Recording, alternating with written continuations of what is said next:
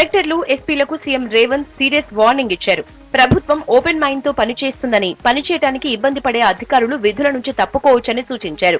Secretariat లో కలెక్టర్లు ఎస్పీలతో review చేసిన రేవంత్ పనితీరులో ఏ అధికారి నిర్లక్ష్యం కనిపించినా సహించేది లేదని తేల్చి చెప్పారు. అక్రమార్కులపై చర్యలు తీసుకునేందుకు పోలీసులకు పూర్తి స్వేచ్ఛనిస్తున్నామన్నారు. కబ్జాదారుల పట్ల కఠినంగా ఉండాలన్నారు రేవంత్. ఈ ప్రభుత్వం అనేది ఫ్రెండ్లీ గవర్నమెంట్ అనేది అధికారులకు ఎంతవరకు అంటే మీరు ప్రజల చేత శబాష్ అనిపించుకున్నంత వరకే ఈ ప్రభుత్వం మీతో ఫ్రెండ్లీగా ఉంటుంది.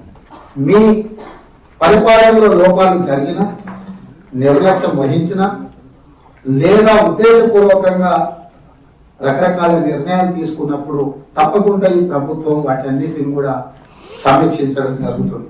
6 గ్యారంటీల అమలుకు అధికారులు, ప్రజాప్రతినిధులు జోడెద్దుల్లా పనిచేయాలన్నారు సీఎం రేవంత్. ఈ ఇద్దరి మధ్య సమన్వయం లేకపోతే లక్ష్యం సాధించలేమని చెప్పారు. సచివాలయంలో ఏ నిర్ణయం తీసుకున్నా సమర్థవంతంగా అమలు చేసే బాధ్యత ప్రజాప్రతినిధులు, కలెక్టర్లదేనని స్పష్టం చేశారు. ప్రతి 4 నెలలకోసారి ప్రజాపాలన పేరుతో గ్రామ సభలు నిర్వహించి సంక్షేమ పథకాలకు లబ్ధిదారులను ఎంపిక చేయాలన్నారు.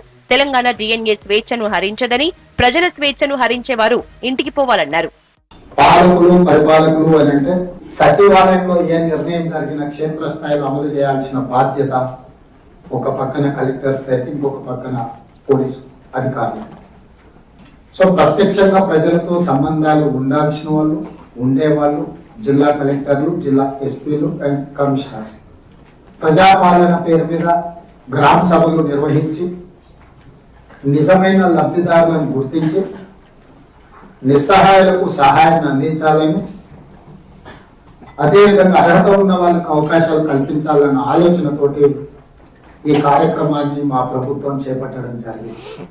10 ఏళ్ల తర్వాత రాష్ట్రంలో ప్రజాపాలన వచ్చిందన్నారు మంత్రి పొంగులేటి శ్రీనివాస్ రెడ్డి. డిసెంబర్ 28 నుంచి జనవరి 26 వరకు ప్రజాపాలన ప్రోగ్రాం నిర్వహిస్తామని, దీనికి 25 కోట్లు విడుదలయ్యాయని చెప్పారు.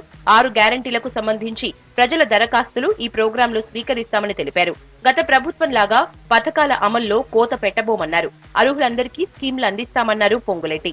ప్రజాపాలన అనే టైటిల్ తో డిసెంబర్ 28వ తారీఖు నుండి జనవరి 6వ తారీఖు వరకు మీకు ఇచ్చిన టైంలో మీరు అప్లికేషన్ ఇవ్వలేకపోయినా, రద్దీ ఎక్కువగా ఉన్నా మీరేమీ టెన్షన్ పడక్కర్లేదు.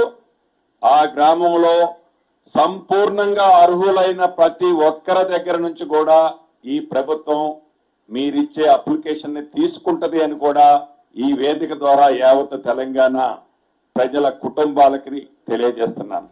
రాష్ట్రంలో మరో 6 ఐఏఎస్, 1 ఐపీఎస్ అధికారిని బదిలీ చేసింది ప్రభుత్వం. ఇంటర్ బోర్డు డైరెక్టర్ గా శృతి ఓజాను నియమించింది ప్రభుత్వం. ట్రాన్స్పోర్ట్ కమిషనర్ గా బుద్ధ ప్రకాష్, ఎక్సైజ్ శాఖ కమిషనర్ గా ఈ శ్రీధర్, సివిల్ సప్లై కమిషనర్ గా ఐపీఎస్ అధికారి డిఎస్ చౌహాన్ ను నియమించింది.